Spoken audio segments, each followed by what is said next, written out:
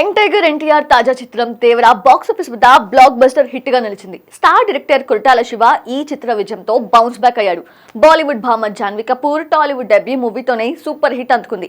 సైఫ్ అలీ ఖాన్ కి తెలుగులో first hit దక్కింది. తొలి రోజు నుండి దేవరా భారీ వసూలు రాబట్టింది. మొదటి వారానికి గాను వరల్డ్ వైడ్ గా దేవరా 405 కోట్లు గ్రాస్ కలెక్ట్ చేసింది.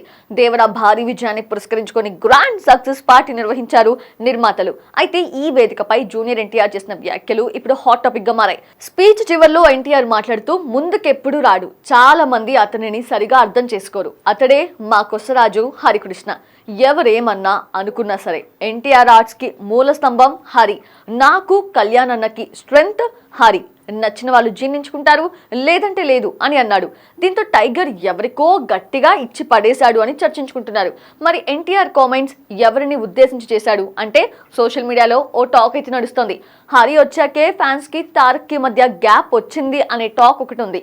ఈ విషయంలో ఆ మధ్య గొడవ కూడా చేశారు. Devara pre release event cancel అయిన నేపథ్యంలోనూ అలాంటి వారు రచ్చ చేశారు.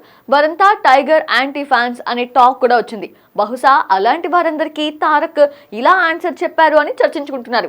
కానీ ఎన్టీఆర్ ఆర్ట్స్ వెనుక ఏదో పెద్ద కథే ఉందని, అందుకే టైగర్ ఇచ్చి పడేశాడని ఇంకొందరు అంటున్నారు. ఏదేమైనా ఎన్టీఆర్ కామెంట్స్ మాత్రం ఇప్పుడు హాట్ టాపిక్ గా మారాయి.